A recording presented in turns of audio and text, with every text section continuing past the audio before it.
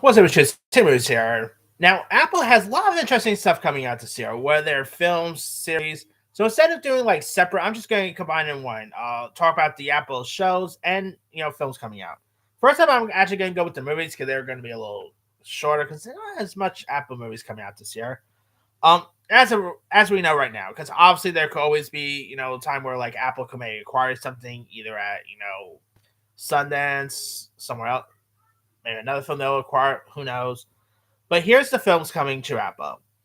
We got the movie Mayday, which is a film starring Ryan Reynolds and is directed by Dungeons and Dragons director John Francis Daly and Jonathan Goldstein, where Lieutenant Troy Brennan, a reconnaissance mission over Soviet territory, goes AWARE, forcing him to crash land and survive in Russian wilderness while evading capture of rescue. That could be interesting. You got Ryan Reynolds, Kenneth Branagh supposed to be in this. Sign me over that one. We got a movie called Matchbox, which is a toy based on a Mattel toy line, starring John Cena, and it's directed by the same director of Extraction. It is based on the iconic toy automobile created in 1953. Could be the next. I don't know. Could be the next Need for Speed, the next Fast and Furious. Who knows? We got a movie called The Dink, which stars which actually stars Jake Johnson and is from the same director of Strays. And it's where a washed-up tennis pro tries to save a club by relentlessly playing pickleball to earn his father's respect. That that could be interesting. You do got like Mary Steenburgen is supposed to be in this one, so I don't know. Sign me over this one. I've always liked Jake Johnson, ever since New Girl fame. So hopefully this could be a good one. We got the new Jonah Hill movie called Outcome, where he also directs and stars in this. It also features like Keanu Reeves, Cameron Diaz, follows a Hollywood star Reeve, who as he is forced to confront the problems and atone for his past after being drained by a bizarre video footage from his past. You got Keanu Reeves, Cameron Diaz, Jonah Hill, David Spades in this one. Cool, sign me up with that one. We got a new Chris Pratt movie that's probably gonna be terrible called Way of the Warrior Kid. A self-doubting child is bullied, who gets bullied, learns to find his inner warrior with the help of his uncle, who's a Navy SEAL played by Chris Pratt. It is directed by Charlie's Angels director Mick G. That could be interesting. It might be terrible, who knows? But his new movie Mercy doesn't look so good. I like Chris Pratt, but man, he's making some weird roles nowadays. Anyway, we got a movie called Tenzing, which stars Tom Hiddleston and William Dafoe. It is a story and inspiring tale of one of the most important mountain climbers in history. Uh, it sounds intriguing. Of course, Tom Hiddleston, William Dafoe, Katrina Balfe. Although they haven't really, I don't know if they shot filming yet, so I don't know if it's really coming out this year. We got a new Mark Wahlberg movie that might be terrible called Weekend Warriors, where a father takes his autistic son to visit every NBA team so he can pick his favorite. This actually might be a little more tough. It might actually be a little better than Mark Wahlberg's recent stuff, actually. Yeah, I take that back. I don't think this is gonna be terrible because it does sound like it'd be really heartwarming. Really, it definitely does not sound like it'll be the next Family Plan 2, nothing like that. So I don't know. Mark Wahlberg hasn't had the best stuff this year, so who knows? We also got an Untied Peanuts movie coming to Apple, which I wonder if that's still coming out. It's supposed to take place in the Big Apple, so we'll see if that's gonna still come or not. Obviously, Sony, by the way, if you guys didn't know, has acquired Peanuts too, so we'll see what's gonna happen with the Peanuts down the line. We need more Peanuts in our lives. Come on. Anyway, that's all the movies coming out this year. On the TV front, we got the return of For All Mankind. I guess the morning show's returning this year. I don't know if it's returning this year or next year. Who knows? The return of Foundation. No, Severance is not returning this year. That will probably won't premiere until 2027. Slow Horses returns. The new season of The Last Thing He Told Me with Jennifer Garner. I think Silo returns this year for season 3. I think I'm not 100% sure. Season 2 of Hijack with Idris Elba premieres this year. The Buccaneers season 3. Monarch Legacy of Monsters season 2 will premiere next month. The new season of Presumed Innocence is coming this year with Rachel Brosnahan. Even though we don't have another season of Penguin coming out, at least Colin Farrell does have a second season of one of the shows that came out a year prior. Sugar season 2. I know Sugar was pretty decent. Dark Matter season 2. I'm guessing that's coming out this year. I don't know. I don't think Pluribus is going to come out next year. I think that's actually going to come out 2027. I don't think they've even announced a renewal. Your Friends and Neighbors season 2 is coming this year. The return of Ted Lasso. Probably two of my anticipated returning shows are Shrinking season 3 and Bad Monkey season 2. Excellent shows if you guys haven't seen those. Sally's Studio season 2 will not really premiere until 2027, I'm thinking. So that's unfortunate. I was hoping maybe they'll have, just like The Pit, I was hoping the studio will have a show, like an episode, like a season every year. Guess not. Now, on the new TV front for Apple, we got Marga's Got Money Troubles, starring Elle Fanning as a young mother who finds herself struggling to make ends meet. When her estranged father offers her to start a OF account using his advice from pro wrestling. And it's, of course, about internet fame that comes to a high cost.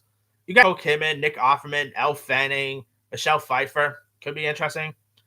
We got Lucky, which has Anna Taylor-Joy in it, where a criminal is forced to confront her past and return to to activities for one final job here. That could be interesting. You do got Anna Taylor-Joy, you do got Annette Bening supposed to be in this one. Sign me up with that.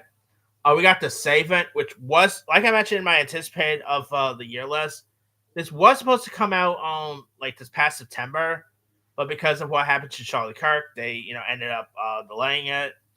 It does look intriguing, to say the least. It stars Jessica Chastain as a Savant, who's a top secret investigator who infiltrates internet hate organization to bring down the nation's most violent men. That does look intriguing. I am hoping it does come out sooner, but who knows? We got 12-12-12, which stars a new heist series starring Anthony Mackie and Jamie Dornan, where three intertwined timelines follows the planning and execution of a daring heist here. That could be pretty fun. I mean, you got Mackie Dornan together. Could be cool there. We got the Cape Fear coming, which is actually a like a new version of the Robert De Niro Martin Scorsese film. This is about a happily married couple who faces a growing threat when a notorious killer from their past, Max Ketty, is released from prison. Of course, you do got Javier Bardem playing Max Ketty, who obviously was played by Robert De Niro in the Scorsese version. This is produced by both Scorsese and Spielberg. That alone piques my interest. We got a show called The Dispatch, where police dispatcher Ian Hunt's daughter Maggie disappeared years ago. And he receives a call believing it's her and embarks on a relentless quest to find her and reunite to guarding consequences. That could be interesting. We got something called we got a show called Neuromancer, which is based on a very very popular sci-fi book, where a damaged hacker named Case thrusts into a digital espionage and high stakes crime with Molly pulling a heist on a corporate dynasty. It's got like Max Irons, Dane DeHaan, Peter Sarsgaard. That could be interesting to check out. For all you All Mankind fans, we got a new show called Star City, which is set in the same universe as For All Mankind. I actually never really seen For All Mankind, but so many people love it and stuff. I should really get into that show. We got a show called Lazarus, which stars Liev Schreiber. Lazarus is about an ex-soldier, Jonah Lynn, who leaves Philadelphia for a quiet life. When a serial killer drains his new home and family, Jonah must protect them, even if he sends his FBI agent daughter Saga to track the killer's last victim. It's got like Liev Schreiber, Stephen Graham coming off of Adolescence, Zazie Beetz. Got some cool cast members in this, so hopefully it's a good one. We got The Wanted Man, which is supposed to have Hugh Laurie in it, where crime boss Felix Carmichael lands in prison after 20 years ruling the Capital Syndicate.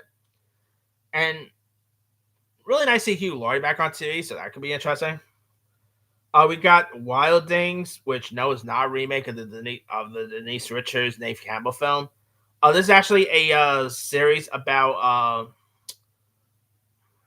about Siegfried and Roy. They're supposed to have the likes of Jude Law and Andrew Garfield, so that could be interesting to check out. We got Brother from Another Mother, which stars Matthew McConaughey and Woody Harrelson as fictionalized versions of themselves who live together on a Texas ranch that close space puts their friendship at test. Come on, you got McConaughey and Harrison. Obviously they both recently starred in most notably start in True Detective together. So having them play brothers, sign me up there. We got Maximum Pleasure Guaranteed, which stars Jake Johnson. Now, and Tatiana Maslany. A divorced mom gets caught up in a perilous web of blackmail, murder, and youth soccer. That could be interesting to check out. Last but not least, we got Prodigies, which stars Letitia Wright. Oh, not Letitia Wright. Io DeBerry. My bad. Where two former child prodigies, together since childhood, reach their 30s and wonder if their average lives and their relationship match unexpected potential they once showed. That could be interesting. I mean, I am hoping it is good because Io DeBerry this year, other than returning for the Bear, obviously, and appearing as a guest spot on I Love LA, and obviously voicing Riser vocal cords and Big Mouth, her film credits hasn't been the best. She had Opus, After the Hunt, and Ellen McKay last year. Fingers crossed, these are better. This show's better, but who knows? But that's pretty much it there. Let me ask you guys, which these Apple originals are you interested in? Drop comments below. Don't forget to subscribe, hit that bell for notification. This is Timmy signing out.